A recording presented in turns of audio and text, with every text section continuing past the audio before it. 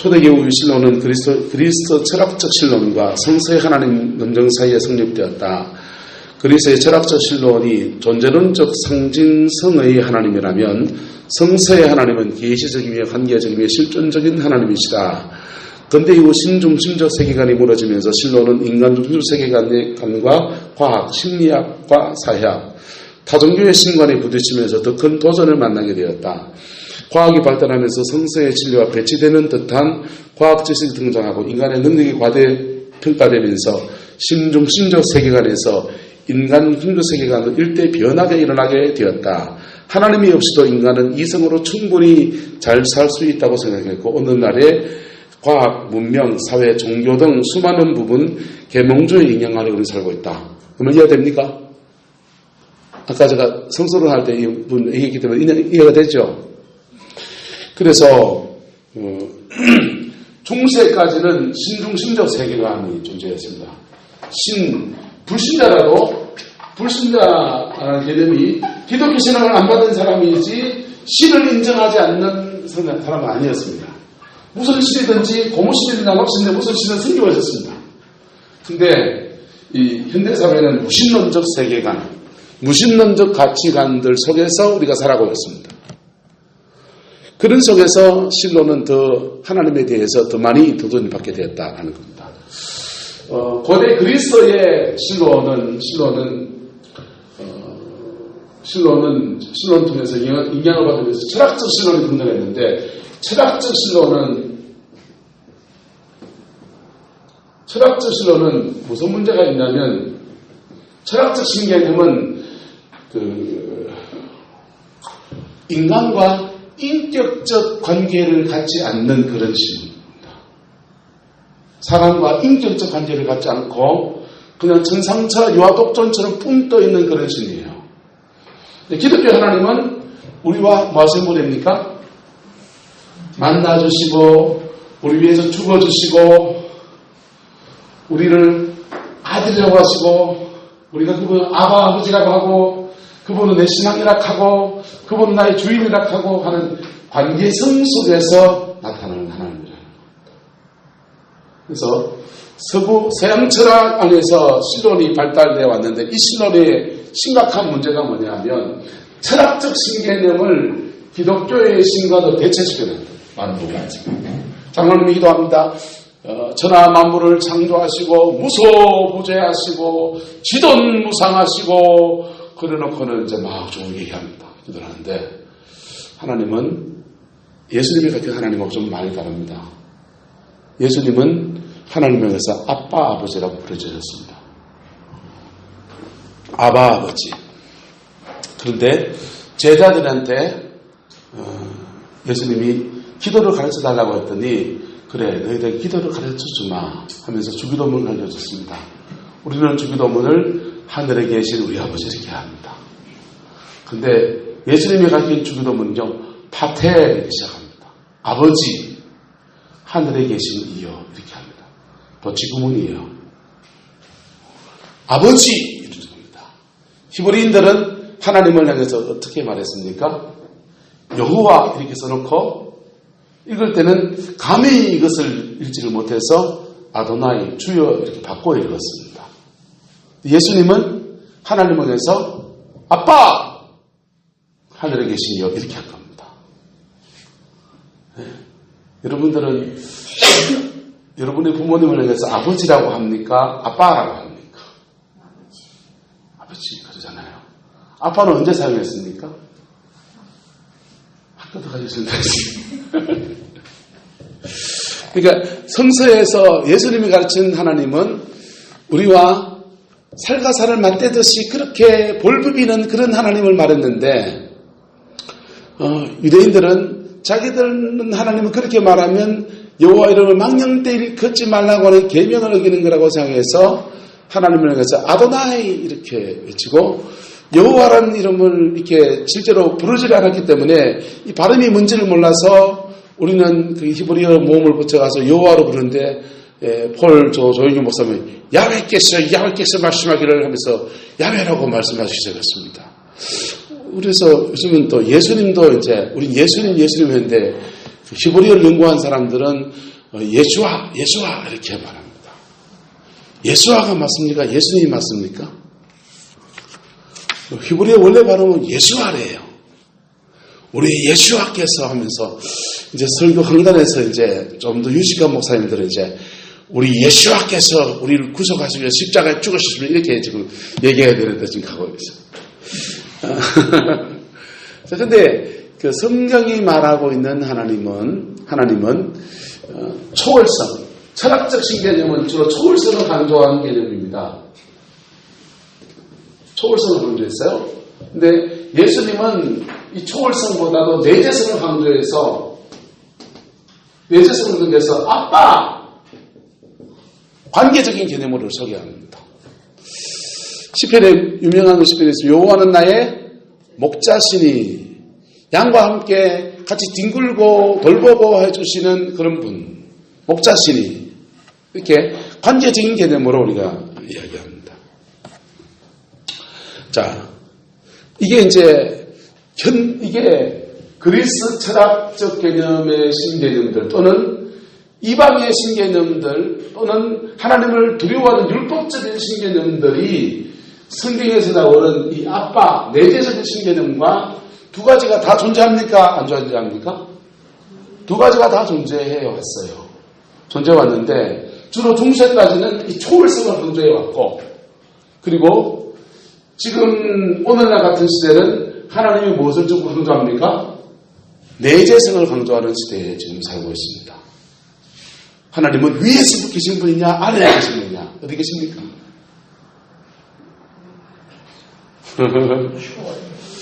우리는 하나님은 위에 계시고 하늘에 계시고 이렇게 생각하다가 하나님은 우리 밑에 계시면서 우리를 받쳐주시고 우리 속에 계시고 우리를 우리 되게 하시고 이런 거는요 보니까 하나님 우리를 보듬어 주시는 내재성을 강조한 개념인 거예요. 두 가지 개념이 신론에서는 두 가지가 다 중요하다. 현대적인 개념에서는 내재성을 많이 강조하고 중세는 초월성을 강조했습니다. 자, 근데 A 무신론, 실천적 무신론, 관념적 무신론, 의식이 없는 타성적인 신앙행위, 하나님을 수단화하는 인본주의, 예배 형식과 이원론적 신앙구조, 신학하는 사람들 중심주의에서 하나님을 예배의 대상으로 생각하지 않고 개념화하기 쉽다. 하나님의 소송을 다시 외우고 있어서 무슨 복잡한 말 쓰는데요. 하나님을 인정하는데 생활에서는 전혀 하나님과 상관없이 사는 사람들을 무신론자인데 실천적 무신론자라고 합니다. 관념적 무신론자는요. 관념적 무신론자는 그의 생각과 가치관 안에서 하나님을 인정하지 않는 사람입니다. 여러분 관념적 무신론자는 교회 밖에 있습니다. 실천적 무신론자는 예배당 안에 있습니다. 교회 안에 있습니다. 하나님을 말로 인정하는데 행위로는 인정하지 않는 사람. 사신론, 탈신론. 신은 죽었다. 니체. 중세사회가 근대 시민사회가 변화되고 종교가 옛짓을 붙들고 있는 현상이 생겼을 때 니체는 이에 대해서 하나님은 죽었다. 또는 그런 하나님은 죽여라 라는 주장을 했다. 중세의 종교화된 신은 우상이므로 그런 하나님상을 버림으로 새로운 시대로 나갈 수 있는 철학적 단초를 제공했다. 하지만 현대 무신론 운동의 철학적 이론적 배경을 제공하여 기독교 세계를 무신론적 세계로 바꾸고 말았다. 무슨 말인가 하면은 니체라고 하는 사람은 목사들입니다. 니체는 신을 부정한 것인가 아니면 중세에 그들이 알고 있던 왜곡된 신앙 하나님에 대해서 바꾸려고 하는 것입니다. 이 문제가 있습니다. 어떻게 생각합니까? 신은 죽었다. 보세요. 중세 세계관이 있습니다.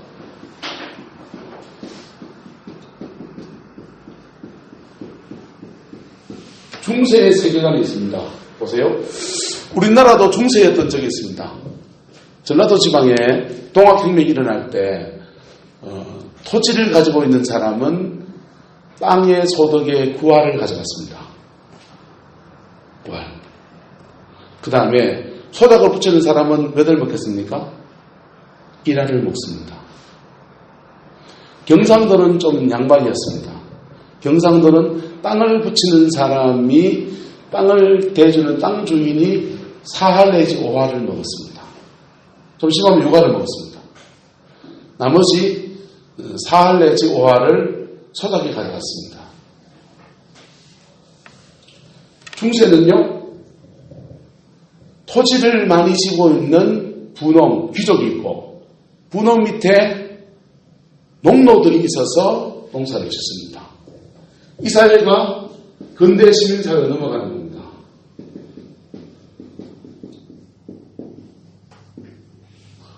근대 시민사회로 넘어가면서 내가 일한 소득의 정당한 대가를 받기를 원하는 운동이 일어났습니다. 노동운동들이죠. 그리고 혁명 같은 것들이 막 일어납니다. 그런데 이 중세 시민, 중세 사회를 붙들고 있는 세계관의 중심에 뭐가 있습니까? 뭐가 있습니까? 신이 있습니다. 귀족의 신분은 누가 준 겁니까? 신이 줬다고 믿었습니다. 태어날 때부터 나는 농노가 된 것은 누가 정한 겁니까? 신이 정해놨다고요. 사회 시스템 전체가 신중심적 세계관에 있었습니다. 근데 세계관의 일대 변화가 오면서 근대 시민사로 봐야 됩니다. 시대 변화가 이렇게 가는 게 마땅하게 보입니다. 이 세계관을 지고 있는 것은 신입니다. 이런 세계를 신이 디자인하다고 그들이 믿고 있습니다. 니체는 이 신은 성경에 나온 하나님 아니다. 죽여버려라. 이렇게 말했다라고 주장하는 분들은 니체를 변호하는 사람입니다. 아니다. 니체는 이 신 자체를 부정하는 무신론자였다. 이렇게 주장하는 사람들은 니체를 무신론적으로 이렇게 이해하는 것들입니다. 어쨌든 간에 사신론이나 무신론이 등장하게 된 것은 중세 세계관에서 근대 세계관으로 넘어가는 과정에 정리가 되어진 것입니다. 근대 사회로 넘어갈 때 세 가지 무신론이 등장합니다. 철학적 무신론이, 철학 안에서 무신론으로 펼치는 사람은 니체입니다. 니체. 사회적 무신론. 이렇게 사람은 마르크스입니다. 심리적 무신론. 누구였습니까? 프로이드입니다. 과학에서 무신론. 누굽니까? 다윈입니다. 이 네 사람이 중세 사회의 근간을 틀면서 근대 사회로 바뀌어가는, 현대 사회로 넘어가는 이런 가치 체계를 변화를 일으켰습니다. 그들 입장에서는 이 사회로 가야 됩니까? 안 가야 됩니까? 중세로 가시겠습니까? 농노가 되시겠습니까? 계집종이 되시겠습니까? 얼굴이 예뻐서 첩이 될 수도 있습니다.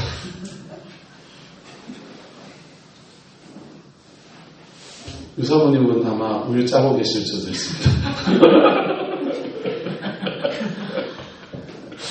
김덕준 목사님은 전도자가 많으시니까 양간에 마보가 되어 있을 것 같습니다. 저는 뭐 하고 있을까요? 산에서 나무하고 있을 겁니다. 자, 사람을 사람답게 대접하지 못하는 시대. 그 세계관과 기독교의 하나님이 엉켜 있을 때 이것을 분리해야 된다는 운동이 사회 곳곳에서 일어난 겁니다. 보세요. 옛날에 로마라는 나라가 기독교를 국가화시켰습니다. 그리고 로마의 바운더리 안에서 교회가 커졌습니다. 그런데 이놈의 로마가 게르만 민족을 핍박하다가 게르만 민족은 멸망을 나갑니다. 그때 멸망당하는, 로마가 멸망당하는데 하나님 나라가 무너졌도다 라고 생각하면서 사람이 절망에 빠졌을 때 위대한 교부가 한 번 등장했습니다. 누군지 아세요? 어거스틴입니다. 어거스틴이 하나님의 도성이라는 책을 쓰면서 로마와 하나님 나라는 같지 않다. 하나님의 도성을 간단합니다. 로마와 하나님 나라는 같지 않다. 이거 주장했습니다. 그래서 로마가 멸망해도 하나님 나라는 확장될 것이다. 그러면서 그렇게 주장했더니 새롭게 지배자가 된 게르만 민족을 복음화 운동이 하는 운동이 확 펼쳐지면서 어거스틴이 교부가 됐습니다. 교회를 구한 아버지가 됐습니다. 중세의 세계관과 하나님 나라가 막 뒤엉켜가지고 하나님 나라가 같이 뒤엉켜가지고 흩어져서 세상에 새로운 시대로 나가는 것들을 오히려 교회가 발목을 잡는 그런 형국이 됐을 때 종교가 아편 맞습니까? 안 맞습니까? 종교가 아편이죠. 마르크스가 종교는 뭐라고 말합니까? 아편이다. 중세 서유럽은 좀 덜했습니다. 러시아 같은 데는요. 러시아는 서방교회와 동방교회가 전통이 달라요. 서방교회는 종교개혁이 일어나고 막 르네상스 부흥운동이 일어나고 영어권, 여러분 영어 하는 사람은요. 나는 5개국을 한다. 전혀 필요할 필요 없습니다. 영어하고 프랑스는 사촌입니다. 다 게르만족으로입니다. 영어하고 스페인어는 사촌입니다. 영어하면서 독일어하고 프랑스하고 영어하면서 불란스하고 프랑스 같은 말이군요. 불란스하고 독일어하고 스페인어하고 이렇게 난 4개국을 한다. 그런 사람은요 그냥 이웃 언어들을 그냥 방언하듯이 이렇게 따라다니는 거예요. 우리나라 사람들이요 외정치하에 만주를 갔더니 만주 말은 6개월 만에 다 뗐다 이랬어요. 6개월만 하면 다 뗐다는 거예요. 왜 뗄 수 있겠어요? 6개월 만에? 말은 똑같거든요. 단어 몇 개가 다르거든요. 제주도 본토 사람이 육지 사람들의 말을 따라 배우고 하는데 몇 개월이면 될까요? 6개월이면 됩니다. 말이 무슨 말일까요? 그래서 서방 세계는 서방교회, 서유럽 전통들은 중세 봉건사회를 무너뜨리고 하는 데 있어서 같은 가치체계 안에 있는 거예요. 캐톨릭이고 개신교가지만은 다 서방교회 전통 안에서 비슷한 문화적 흐름을 타고 있는 겁니다. 그러니까 이게 변화가 쉬워지는 거예요. 그래서 칼 마르크스가 노동자들 얘기하고 시민사회 얘기하고 하는데 그것이 서유럽에서는 사회개혁 운동으로 펼쳐집니다. 그래서 복지국가로 가는 길을 열어놓습니다. 노동자와 자본가가 티격태격하긴 하지만은 노동쟁이 하면서 노동자의 복지를 증진해주는 그런 시스템으로 나라 발전합니다. 이게 동유럽에 가면 서유럽과는 문화적 차이가 너무 많이 납니다. 짜르 정권 하에서 러시아는요 전 국민을 80%를 노예를 삼아놨습니다. 우리같이 산업 공상이 있어가지고 손닥을 붙이는 정도가 아니고 귀족 영주 안에서 80%의 국민을 노예로 만들어놨습니다. 20%의 귀족이 국민들을 다 지배하는 중세 봉건사회의 아주 골똘한 중세 봉건사회입니다. 그 중세 봉건사회의 거리를 누가 쥐고 있느냐? 동방교회를 중심으로 해서 교회가 이 거리를 같이 쥐고 있는 거예요. 무너져야 됩니까? 안 무너져야 됩니까? 무너져야 되죠. 그래서 공산주의 운동이, 사회주의 운동이 러시아로 갔을 때는 붉어지면서 볼셰비키 혁명으로 바뀌는 거예요.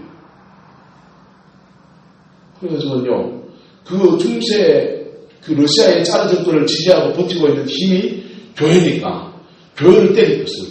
종교는 아편이다. 전 국민의 90%가 교독교인이었습니다. 러시아가. 그런데 자기가 다니는 교회를 무너뜨린 거예요. 그 사람들.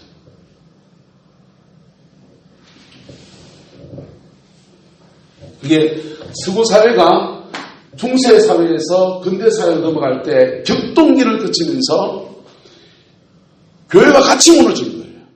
왜? 알았죠? 배를 안 갈아타가지고. 근대 시민사회에 가는 배를 안 갈아타가지고 같이 무너진 거예요. 유럽교회가 33%밖에 안 된다. 저것들이 힘을 실어서 저것들이 놓고 있는 겁니다. 중세사회의 세계관이 근대 시민사회로 넘어가는 데 있어서 교회가 오히려 방해가 되어버렸습니다. 가끔씩 반짝반짝하는 별똥별 같이 위대한 사람도 있습니다. 막스 베버 같은 사람들. 그 사람들이 굉장히 귀하죠. 자본주의 정신과 개신교 윤리라고 하는 책을 써서 한 시대를 조명을 확 해줬습니다. 그런 분들은 반짝반짝 빛이 나지만은 그런 문제가 있습니다. 그래서 중세 세계관이 무너지고 근대 세계관으로 유럽 사회가 넘어가는데 신앙은 무너져버려요. 뭐가 무너져버렸다? 신앙은 무너져버렸다. 왜 무너져버렸냐? 그들의 신앙은 철학적인 신념이었습니다. 우리 안에 함께 하시고 우리가 숨쉬듯이 아들을 주시고 우리 안에 거룩함을 주고 새 은혜를 주시고 새 사람 만드시고 새 사람 속에서 믿음의 삶을 살게 하시고 우리 인생 전체에 함께 하시는 내재적인 하나님이 아니었습니다.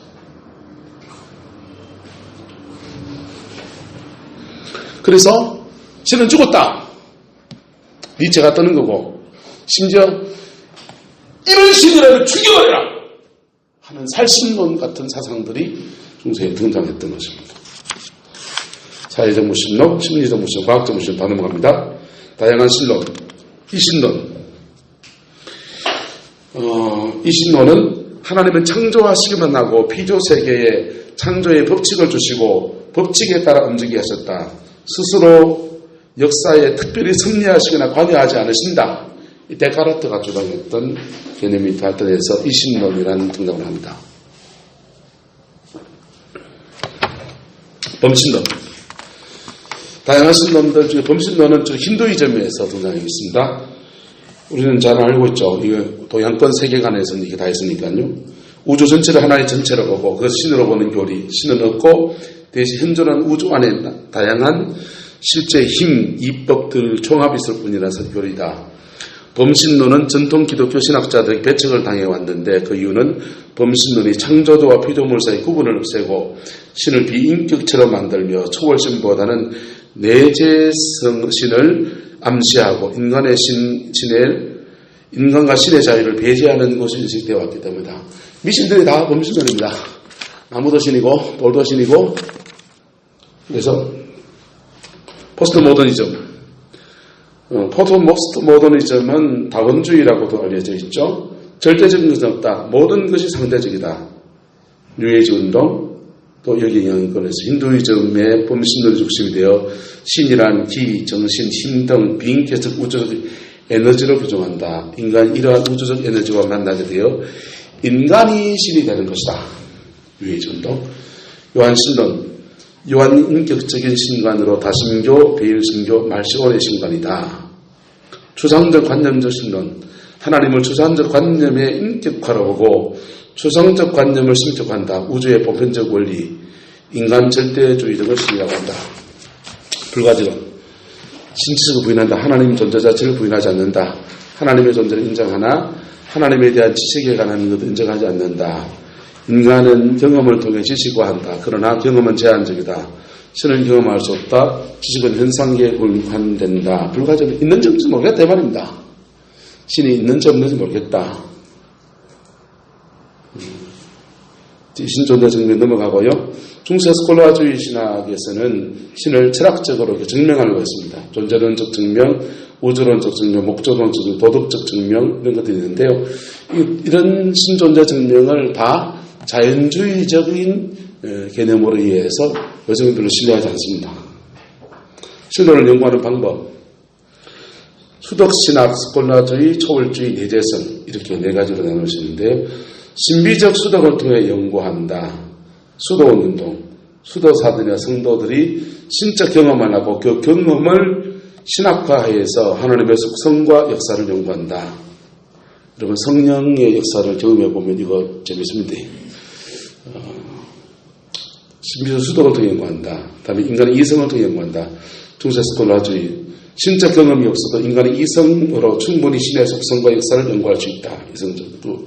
초월주의를 통한 연구, 성서계시를 통한 연구, 초월성만을 강조하고 창조주와 피조물을 무한한 질적 차이가 있기 때문에 하나님은 초월에 계실 뿐 내재할 수 없다.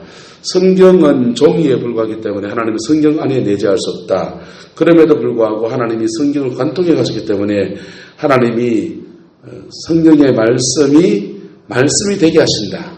하나님이 성경이 말씀이 되게 하시기 때문에 말씀을 통해서 우리가 성경을 알 수 있다. 초월주의를 통한 연구, 내재성을 통한 연구, 현대 무신론의 세계관 속에서 하나님의 존재 의미를 새롭게 조명하면서 인간의 이민 역사에서 숨어서 역사하신 하나님을 조명하고 드러내면서 하나님의 하나님 되심을 의미를 찾는다. 우리의 본질이 전혀 다른 하나님은 우리와 본질이 전혀 다른 하나님은 피조세계에 들어오셔서 우리 안에 내조하신다. 성령의 조명이 돈방될 때에 하나님을 알 수 있다. 스콜라주의는 일반 계시를 낙관적으로 생각하고 바르트는 일반 계시를 부인한다. 그러나 특별계시와 특별계시의 일반 계시와 특별계시의 조화 속에서 알 수 있다. 일반 계시는 특별계시에 의해서 교정되고 재해석되어야 된다. 이렇게 신을 연구해 갈 때 네 가지로 볼 수 있다. 성경을 통해서 알 수 있고 여러분의 내재해 있는 여러 가지 것들 중에서 성경에 나타난 하나님의 이름, 하나님의 이름은 하나님의 명칭은 사람과의 관계에서 그 자신을 계시하는 것으로 사람의 발명이 아니라 신적인 기원을 가진다. 구약에서 명칭 하나님, 엘 대한 위엄, 엘로힘, 엘, 버니엘 뭐 이런 엘자가 붙은 것들이죠. 그건 하나님이죠. 예를 들어서 엘란트라는 차가 외국에 있을 때는 엘자가 들어갔다고 해서 란트라로 바뀌었어.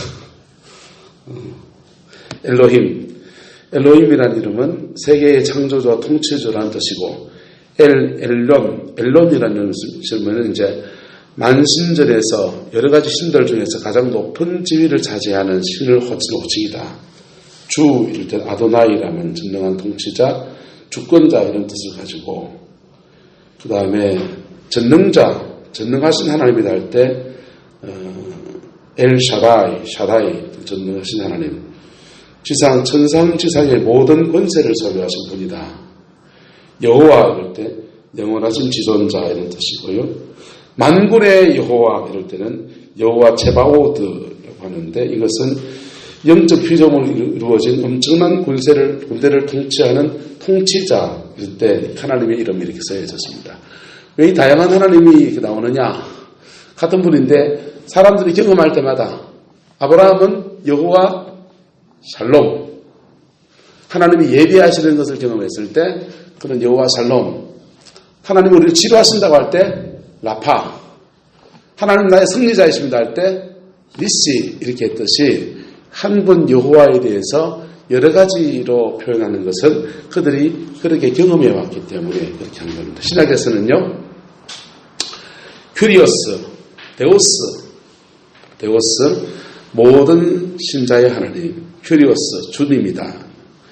신약에 들면서, 신약 성서에 들면서 예수님 안에서 우리에게 보여준 하나님은 아빠, 파테르입니다. 아버지. 하나님과 신자에 대한 윤리적 관계, 창조주와 우리와의 친밀감만을 말할 때 아버지 이렇게. 하나님의 속성, 뗄 수 있겠네요. 하나님의 속성은 두 개로 나눌 수 있는데요. 하나님의 성품, 원주의라는 사람은 무슨 원주의입니다. 원주의라는 사람을 말하면 여러분들과 공유할 수 있는 것이 있고 여러분들과 공유할 수 없는 것이 있잖아요. 제 삶의 자리에서 공집합이 있고 교집합이 있잖아요. 그래서 지금 이렇게 월요일 와서 조직 신학을 나누고 있는 부분을 지금 공유하고 있죠. 근데 제가 살아가는 제 삶의 자리에 지금 공유할 수 있습니까? 없습니까? 없잖아요. 그래서 하나님과 우리와의 관계에서 하나님의 속성을 두 가지를 나누는데 우리와 공유하는 속성을 공유적 속성이라고 하고 하나님과 우리와 공유할 수 없는 속성을 비공유적 속성이라고 부릅니다. 비공유적 속성을 말하면 절대성, 그렇죠? 자존성, 하나님은 그 자신이 원인이시다. 하나님은 필연적 존재이시다. 하나님 독립적 존재이시다. 불변성 이런 것들입니다. 무한성, 하나님 무한하고 제한이 없었어요. 영원성, 완전성, 무량성, 유일성 이런 것들은 이제 비공유적 속성이에요. 하나님의 공유적 속성은요. 우리와 하나님과 공유하는 것들입니다. 우리가 하나님의 뭐대로 지었습니까? 형상대로 지었습니다. 뭐대로 지었다고요? 하나님의 형상대로 지음받았습니다. 그래서 하나님의 그 형상을 따라 지음을 받았기 때문에 이 하나님의 형상 안에서 하나님의 형상이 뭐냐 이게 뭐냐? 어떤 사람들은 하나님의 형상은 통치권이다라고 말합니다. 하나님이 첫째 날부터 넷째 날 하나님이 통치하시고 다섯째 날, 여섯째 날 것들은 사람에게 통치를 하시려는데 그래서 하나님의 형상은 통치권이다. 이렇게 주장합니다. 또 어떤 사람들은 하나님이 우리 안에 하나님의 성품을 주셨다. 그래서 하나님의 성품이 우리가 가질 수 있는데 하나님이 사랑이신 것처럼 우리도 사랑이고 하나님이 거룩하신 것처럼 우리도 거룩해질 수 있고 이런 것들을 이제 성품을 하나님의 형상이다 이렇게 보는 것도 있고 뭐 여러 가지가 있겠죠. 어떤 분은 은사 성령의 은사를 하나님의 형상으로도 이해할 수 있습니다. 어쨌든 이 하나님의 형상 안에서 우리가 형상으로 회복되어질 때 우리가 하나님과 공유하는 속성입니다. 이것을 할렐루야. 하나님과 공유하는 속성들. 그럼 뭐냐? 첫 번째 영적, 생명적, 인격적이 있다. 영성. 하나님은 영이신데 우리도 영이다. 하나님은 살아계신 하나님인데 우리도 살아있다. 인격성. 하나님은 인격이신데 우리도 인격이다. 지성적 속정. 하나님의 지식은 관찰이나 추론에 의한 것이 아니고 직관적, 의식적 지식으로 절대적, 완전한 특징을 가진다. 지혜. 하나님 자신을 가장 영화롭게 하신 방법은 그 지식을 자신의 목적 달성에 적용하는 그 완전성이다. 진실, 본체, 말씀, 지식의 진정, 언약, 구속에 복잡하게 해서는 안 돼요. 하나님도 지성이시고 우리도 지성을 가지고 있고 하나님도 지정의를 가지고 있고 우리도 지정의를 가지고 있고 이것들이 공유하는 속성이다. 도덕적 속성, 거룩. 하나님은 모든 피조물로부터 절대적으로 구별되고 도덕적으로 순결하다, 의롭다, 선이시다. 이런 것들은 하나님도 가지고 있고 누구도 가지고 있고 우리도 가지고 있고 이걸 이제 공유적 속성이라고 합니다. 여기서 이제 하나님과 나와 공유한다면 어떤 면을 닮았나 이거죠. 뭐가 닮았나. 하나님과 닮아가시기를 축복합니다.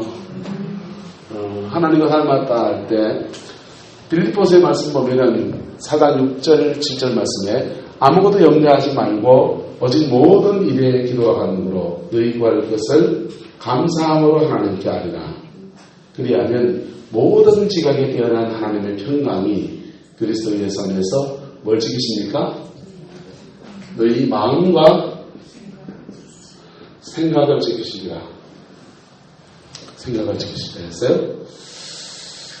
보세요. 생각의 영역이 있고 마음의 영역이 있고 그럼 뭐가 빠졌습니까? 인간의 혼을 세 가지로 말한다면 지, 정, 의지 세 가지가 있는 거죠. 보세요. 우리의 생각 안에 하나님의 형상이 이루어지면요. 하나님의 형상이 이루어지면 가치관이 새로워집니다. 뭐가 새로워진다? 가치관이 새로워집니다. 성경적 가치관이 형성됩니다. 그리고 충동이 조절됩니다. 뭐가 조절된다? 충동. 제주도 고금장을 지내는 양반이 차를 타고 자가용을 타고 앉아서 끔끔한 밤에 예약선들 지나가는데 음란 행위를 하다 걸려가지고 옷을 벗었습니다. 그 사람의 가치관 안에 끔끔한 밤에 예약선을 지나가는데 차 안에서 음란 행위를 대해도 된다는 가치관이 있었을까요? 충동이었을까요? 그 충동이잖아요. 사람들이 가치관이 잘못된 사람들이 있습니다. 가치관이 잘못된 사람들은 잘못 배워서 그런 사람이 있습니다. 그럼 가르쳐줘야 됩니다. 왜곡된 가치관을 가지고 습관적인 삶을 살다가 보니까 그 왜곡된 가치관 자체를 이래도 된다라고 사는 사람이 있습니다. 그 사람은 그게 양심의 가치가 별로 안 맞습니다. 화입받은 사람입니다. 그는 한 대 맞아야 됩니다. 자 터져야 고쳐집니다. 그런데 인간이 약해서 충동적인 것들을 못 이기는 사람이 있습니다. 충동적인 것을 못 이겨서 탐심 때문에, 호기심 때문에 죄를 범하는 사람이 있습니다. 예수님은 우리를 보혈의 피로 구속하시고 성령을 주셔서 우리와 속성을 공유하십니다. 그래서 우리의 생각의 영역 안에 파서 지키십니다. 어떻게 지키실까요? 성령이 우리의 생각 안에서 충동, 스파처럼 떠오르는 충동이나 유혹이나 이럴 때 하나님의 말씀이나 그분의 경우는 찬송이에요. 찬양을 좋아하니까. 그가 좋아하는 찬송 구절을 한 구절 확 떠오르게 하면서 자신의 생각을 지키게 해주셨어요. 할렐루야. 그러면서 그의 충동을 다스릴 수 있게 하시고 말씀의 가치관을 따라 살아갈 수 있도록 도와주시고 그러면서 점점 더 하나님의 사람이 되게 해주셨습니다. 부천 기쁨의 교회에 올라갔다가 그렇게 복음 앞에 서고 부천 기쁨에 올라갔더니 은사가 열려가지고 영안이 확 열리게 되어버렸어요. 그래서 지금은 기대 잡고 복음 열심히 전하면서 교회를 잘 하고 있습니다. 100명 모입니다. 상가교회인데. 성경은 우리의 또 마음을 지키신다고 했어요. 네. 사단은 우리의 생각을 공격합니다. 가룟 유다에게 예수를 뭐할 생각을 줬더라? 팔려고 하는 생각을 넣어줬더라. 그 생각을 참으면서부터 사단 역사가 시작되는 거예요. 네. 시편 1편에서는요, 복 있는 사람은 악인의 뭘 따르지 않고 생각을 따르지 않고 합니다. 그러니까 악인의 꾀가 생각이거든요. 악한 생각을 따라가지 않고 악한 생각을 따라가면요 죄인의 길을 긋게 되고 죄인의 길을 자꾸 걷다 보면요 죄 짓는 것이 질나가지고 오만한 자리에 자리하게 되는 거예요. 그러면 하나님이 심판합니다. 그래서 복 있는 사람은 뭐합니까? 종일 주의 말씀을 주야로 뭐하는 자다? 묵상하는 자다. 생각 안에다가 자꾸 뭘 집어넣습니까? 말씀을 묵상하는 것으로 집어넣습니다. 때로는 찬송하는 것으로 생각을 집어넣습니다. 그랬더니 그 생각을 하나님이 성령 안에서 딱 떠오르게 하면서 그때마다 방언으로 딱딱딱딱 쳐주시는 거예요. 그러면서 생각과 마음과 의지가 하나님 안에서 온전하게 만들어주십니다. 하나님의 형상으로 변화되어지는 축복을 그에게 허락하시는 이게 하나님의 성령 안에서 우리가 공유적 속성을 이어가는 자들에게 주어진 권세입니다. 그렇게 여러분의 영혼 안에서 이 내면의 변화가 일어나게 되기를 축복합니다. 떠오르는 생각이 다 하나님 생각 아닙니다. 충동이 다 선한 것은 아닙니다. 욱하며 욕하는 것이 올라왔을 때, 개새끼, 10원 새끼 뭐 올라왔을 때 그거 다 말하는 게 그 하나님의 뜻이 아닙니다. 그거 내리고 주님 뜻을 따라가야 됩니다. 성령이 우리 속에서 그 일을 하십니다. 거듭난 자 속에서 그 일을 하시고 그것을 따라가기 시작하면 생각과 마음이 하나님의 통치 안에 들기 시작합니다. 하나님의 통치 안에 들면은요, 생각과 마음이 지켜지는데 의지는 따라합시다. 의지는 항상 자유의지다. 항상 명심하세요. 의지는 죄 짓는 것도 자유워집니다. 선을 행하는 것도 자유워집니다. 근데 선을 행하는 것에 대한 결과도 여러분의 책임이고요. 악을 행하는 것에 대한 결과도 우리의 책임입니다. 그래서 근데요, 마음과 생각을 지켜주는 속에서 의지는 좀 지키기가 수월합니다. 이 의지는요, 묘합니다. 질 내면 안 돼요. 질 내는 거하고 길 나는 거하고 똑같은 말입니다. 아마 질에서 길이 맞지 않나 생각합니다. 원적으로. 역사를 접하고 질 내지 맙시다. 특별히 죄 짓는데 질 내지 마세요. 생각에도 질 납니다. 가치관 안에서 죄 짓는데 질 나기 시작하면요, 본능적으로 계속 그 루트로 가게 돼 있어요. 근데요, 그래서 의지를 잡는 데 있어서 기도의 역할은요, 마음과 생각을 지켜주시는 성령의 도우심이 있는 겁니다. 그 도우심 속에서 의지를 바르게 행하는 겁니다. 그럴 때 생각의 단계에서 지켜지면 100점, 마음의 단계에서 지켜지면 70점입니다.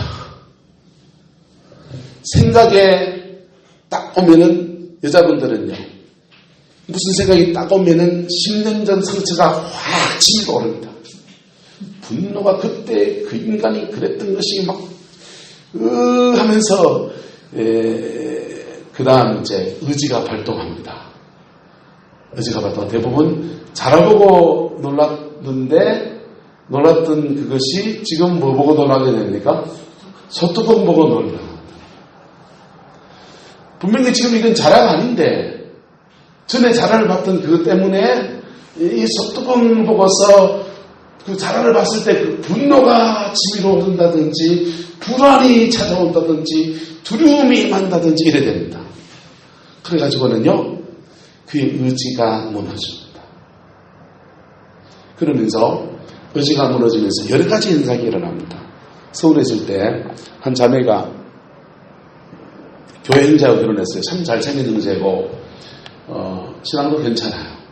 그런데 문제는 이 자매의 아버지가 바람을 좀 많이 피우시고, 훌륭하신 어르신이시죠. 바람을 좀 많이 피웠다 그러시고, 그게 이 자매에게 너무 상처였습니다. 근데 이 형제가 직업이 뭐냐 하면 이벤트 회사입니다. 어디 개업했다. 자매 둘이 돼가지고 춤추면서, 이런 게 직업입니다. 옆에 빠졌습니다.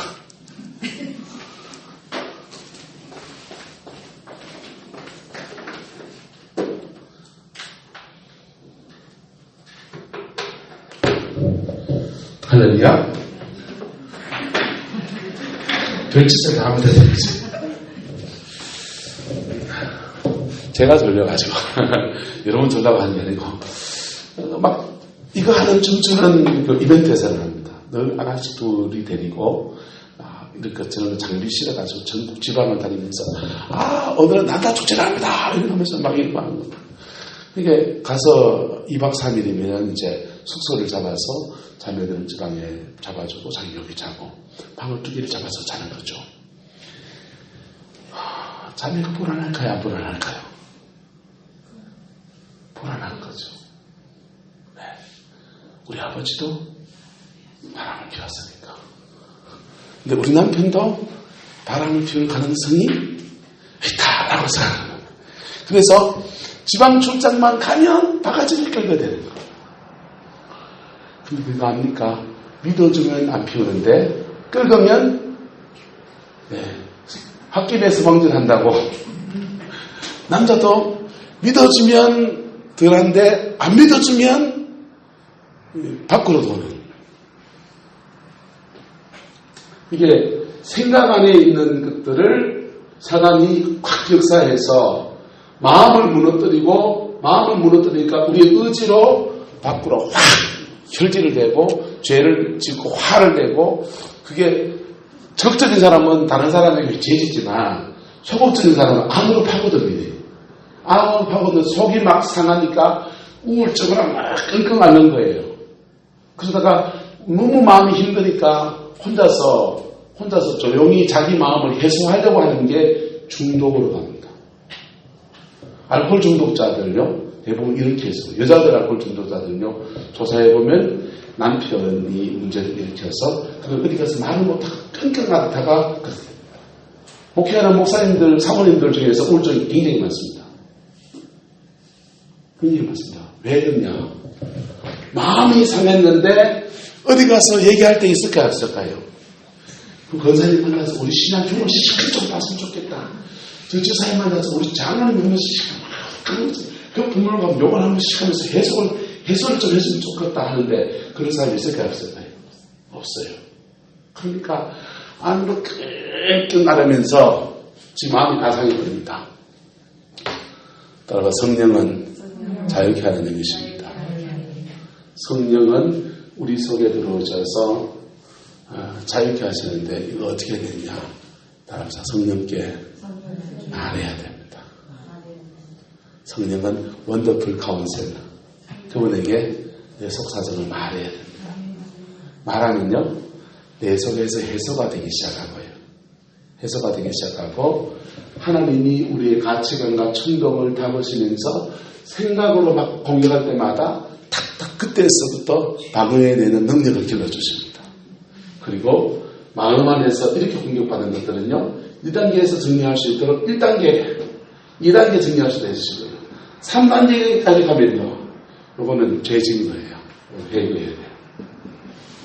이렇게 해서 우리를 하나님의 형상으로 온전하게 하십니다. 할렐루야. 온전하게 하십니다. 그리고 이렇게 온전해지면 여기 안에 하나님의 다른 것들을 부어주기 시작합니다. 하나님의 생각을 주기 시작합니다. 우리의 생각을, 우리를 온전케 하시고 하나님의 형상으로 온전케 하시고 그 다음에 하나님의 생각을 주기 시작합니다. 하나님의 생각, 초자연적인 생각을 주시기 시작합니다. 이게 예언의 은사라고 하는 거예요. 열리기를 축복합니다. 하나님의 생각이 여러분의 삶을 주시고 하나님의 마음을 주십니다. 하나님의 의지, 하나님의 의지가 먼저 합니까? 믿음의 은사라고 하는 거예요. 믿음의 은사. 이러면서 하나님과 공유하는 깊이가 하나, 둘 세워지면서 우리를 하나님의 형상으로 회복시키시고, 그 다음에 하나님과 공유하는 깊이가 깊어지면서 초자연적인 영역까지도 하나님과 공유하시는 은혜가 우리에게 주어집니다. 누구 안에서? 예수 안에서, 성령 안에서. 할렐루야. 여기 열린 사람들을 예언사역자가, 지혜, 지식, 예언, 은사들 얘기합니다. 이게 그 많이 부어진 사람들은요, 강한 중보자예요. 교회 안에서 어머니의 마음을 가진 사람이고요, 아버지의 마음을 가진 사람이에요. 이게 강하게 열린 사람들이요, 능력사역자가 많이 나옵니다. 치유사역하고요, 병 고치고요, 귀신 쫓아내고요. 우리 안에서 이걸 영을 단련해서 이렇게 가는 여정에서 기도할 때 배에서 올라오는 기도 이렇게 시키는 분들이 있잖아요. 배에서 올라오는 기도 들어봤습니까? 처음 듣습니까? 배에서 올라올 때 들어봤습니까? 한번 들어봤습니까? 방언 기도를 하면은 레산다라바 카이아라 칸다라 다스키다 노케라 바스키다나 목을 하잖아요. 근데 배에서 올라오는 기도는 들으면 힘이 느껴집니다. 메이칸파이 레세 파이마카 무야마야 카이아스지랄라야 레란자 카이아 코올라치나 힘이 나오는 거예요. 파워가 있어요. 이게요, 우리의 의지 영역에서 하나님의 의지가 같이 동행해서 확 뻗어나오는 거예요. 이런 식의 기도회를 하긴도 하면요, 영적인 세력들이 확 잡히기 시작해요. 교회 안에 돌파가 막 일어납니다. 사람들을 만나면요, 긍휼의 영을 가지고서 우리의 감정적인 부분을 가지고서 중보의 기도를 하면 노켈레스티디 이나나이 코이시오 마올로이티아 카미안나이 칸디아스키다 올로이카이아 카오르스비나 카오디지 않나. 이 긍휼의 영 안에서 성령이, 긍휼의 영이 뭐 따로 있고 그게 아니고 우리의 정적인 부분과 함께 성령이 우리를 통로로 삼아서 이렇게 기도시키는 거죠. 사역으로 갔을 때도요, 사역으로 갔을 때도 이렇게 능력 사역을 가지고 어둠의 영들을 부수뜨리고 깨뜨리려고 하는 그런 사역을 하면요, 강한 힘이 확 작동하면서 뽑아내고 그런다고요. 근데 그렇게 해서 악한 영을 쫓아낼 수 있지만은 사람의 마음은 세미하게 만져야 됩니까? 마귀 쫓아내야 됩니까? 사람의 마음은 다른 거예요. 사람의 마음은 긍휼로 터치해줘야 돼요. 그래서 저는 이렇게 사역을 하면, 교회 지출 사역을 하면 여기 명치 부분에다 대놓고 이렇게 긍휼의 영을 붓습니다. 근데 보면은 대부분 이렇게 많이 울어요. 막 울면서 자기 마음에 응어려졌던 부분들이 풀어져요. 풀어지면서 마음이 이렇게 하나님 앞에 모여집니다. 할렐루야. 마음이 열려요. 자, 이게 다 뭡니까? 공유적 속성입니다. 무슨 속성이요? 공유적 속성. 하나님은 비공유적 속성이 있습니다. 초월성입니다. 그분만 가지신 겁니다. 그분 지금도 그렇게 하십니다. 그리고 지금 오늘 우리에게 성령을 주셔서 그 성령 안에서 우리와 하나님 그분과 공유하는 것들을 펼쳐나가십니다. 그 공유의 깊이와 넓이는요, 우리가 예수님의 형상으로 변화되어지는 그 여정까지 되는 거예요. 예수 닮은 깊이와 여정 속에서 계속 되어지는 겁니다. 그래서 가까이는 하나님의 형상으로 회복시키십니다. 가치관을 바꾸시고요, 머리의 지능을 좋게도 하십니다. 자뇌와 우뇌의 기능이 다르듯이 자뇌의 기능을 활성화시키시고요, 우뇌의 기능을 활성화시키십니다. 우뇌의 기능을 활성화시키면요, 이제 우청내잖아요. 우뇌의 기능을 활성화시키면 세상 돌아가는 이치가 확 보이기 시작합니다. 저는 별로 똑똑한 사람이 아닙니다. 뭐 그냥 대학교 나온 저 정도의 사람, 영남대학 금속과 나왔습니다. 영남대학교 수준이 그 수준이신 거예요. 그 정도 수준입니다. 그런데 성경을 읽으면서 자꾸 이렇게 이치가 막 깨달아지는 거예요. 세상을 보는 눈이 막 깨달아지는 겁니다. 이 좌뇌, 우뇌의 기능이 확 활성화되죠. 이 좌뇌의 기능은요, 좌뇌의 기능은 조금 다른 능력입니다. 저는 왼손잡이라서 우뇌가 워낙에 발달되어 있어서 그런지 성령이 우뇌를 더 활성화시키실지 모르겠어요. 좌뇌의 기능은 예언적인 영역이나 이런 영적 세계에 대해서 더 선명한 계시를 받는 사람들입니다. 근데 좌뇌가 발달한 사람들은 예언 사역자가 되겠지만 저같이 우뇌의 성령의 임재가 강한 사람들은 주로 무슨 사역자가 되는 겁니까? 강단 사역자가 되는 겁니다. 성경책 들고 있으면 한 2시간쯤 그냥 떠들 수 있습니다. 뭘 잘해서 그런 게 아니고 그냥 그 순간순간에 계속 말씀을 주시면서 계속 풀어가시는 거예요. 주님이. 그래서 하나님은 저 안에서 이 하나님의 형상을 회복시키시면서 내 안에서 이 은사적인 부분도 내 속에는 나름대로 열어주시면서 내 사역 안에서 이렇게 역사하시고 풀어가시고 이렇게 하시는 거죠. 여러분들 속에서 하나님과 공유하는 부분들이 많아지게 되기를 축복합니다. 여러분의 삶을 하나님과 공유하면 하나님이 갑자기 집사님 보고 아프리카 선교사로 가라고 말씀하지 않으십니다. 우까까꾸까까 할 줄 모르는 줄 아십니다. 그래서 적당히 사용하시고 적당한 인격 속에서 우리를 끌어가십니다. 너무 두려워할 필요 없습니다. 그분의 인도하십니다. 네, 저는 제주 열방교회에서 훈련받았던 김미진 간사의 말을 참 소중하게 봤습니다. 그분이 제주 열방대학에 가서 훈련받는데 고신적 출신이거든요. 고신 출신에 70억 빚을 지고서 빚쟁이에 쫓기는 온갖 상처를 안고 거기 가니까 뭐든지 은혜가 오는 거죠. 성령의 임재 사역을 하는데 다 썰어지는데 자기 혼자만 볼 수가 있는 거예요. 별명이 성령도 비껴간 여자였습니다. 다 불받아가지고 띠글띠글 기구는데 지만 이렇게 막 흔들흔들 하잖아요. 막 이렇게 흔들흔들하고 손이 막 이런 사람도 있고요. 별별 사람이 다 있어요. 임재 사역에 보면. 근데 막 그러는데 자기 막 다 넘어지는데 나도 넘어져줘야 되나 이런 분들이.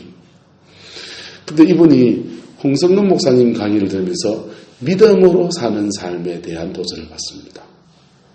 믿음으로 살아야 된다. 그러면서 화두를 던진 말이 이렇게 말을 드렸어요. 홍성근 목사님이 믿음으로 사는 것이 쉽지 않습니다. 그런데 믿음으로 사는 것보다 더 좋은 삶을 저는 보지를 못했습니다. 그랬어요. 그 말에 도전받았습니다. 그래, 나는 말씀 붙들고 믿음으로 사는 삶을 살겠다. 그래서 막 누가 넘어지거나 이런 거는 안 하고 나는 말씀 붙들고 믿음으로 살겠습니다. 그리고 홍성근 목사님이 위로하는 말씀 하나 줬어요. 믿음으로 살려고 결단하면 하나님이 믿음으로 살아갈 수 있도록 도와주십니다. 그분 간증은 그분들에게 다 들어보세요. 다음에. 그런데요, 그 말 도전받고 하나님과 삶을 공유하기 시작했습니다.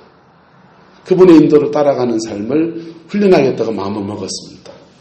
그랬더니요, 3년 지나고 4년 지나면서 믿음으로 살아가는 중에 그의 빚을 다 갚았고요.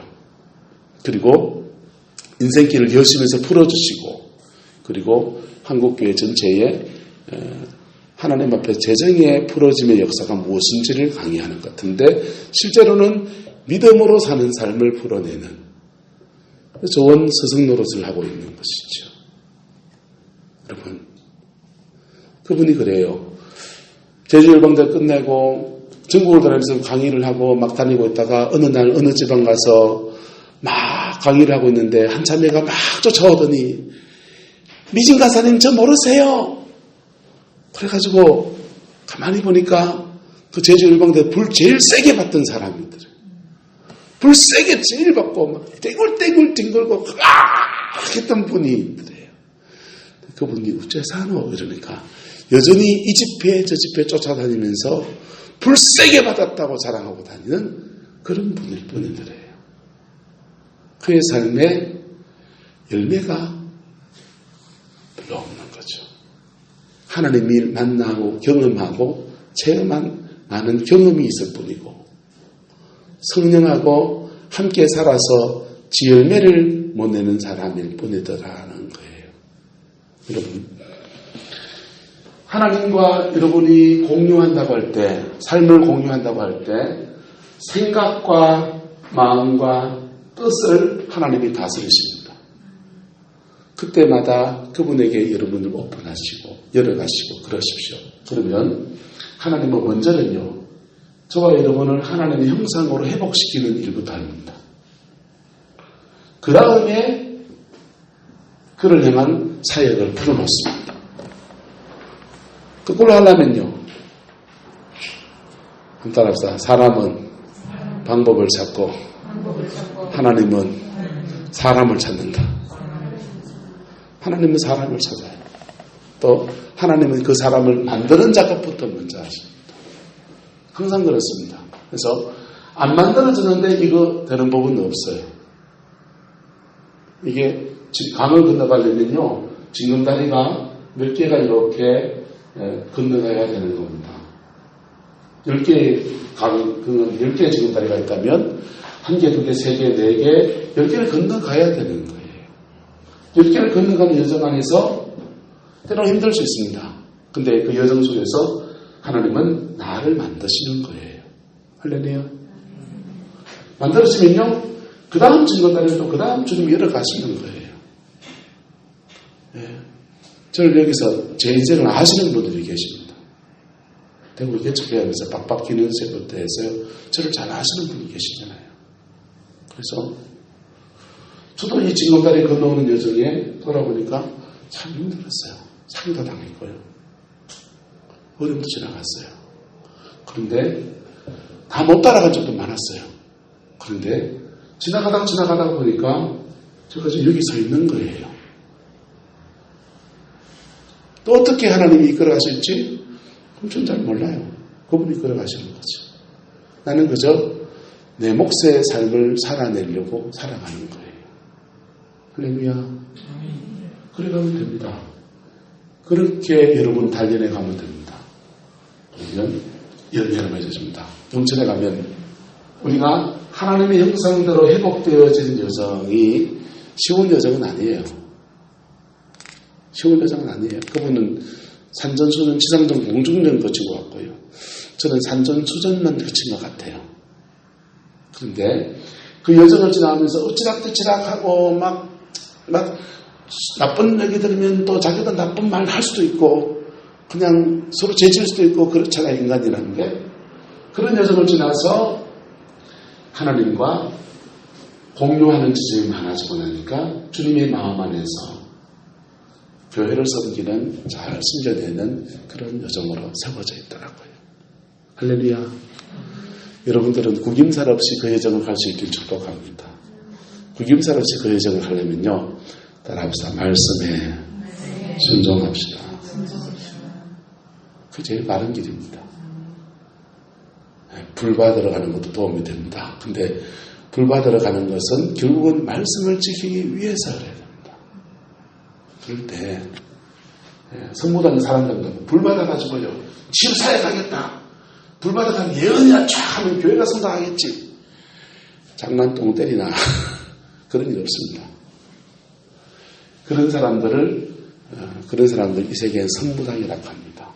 옛날 말에 성무당 만나면 뭐 조진다? 신세 조진다 그랬습니다. 무속의 세계에도 성무당 만나면 신세 조지는 겁니다. 하나님의 사역자의 세계에도 성무당 만나면 예언 사역한다, 치유 사역한다 하면서 오히려 더 큰 상처, 아픔, 견을 허다합니다.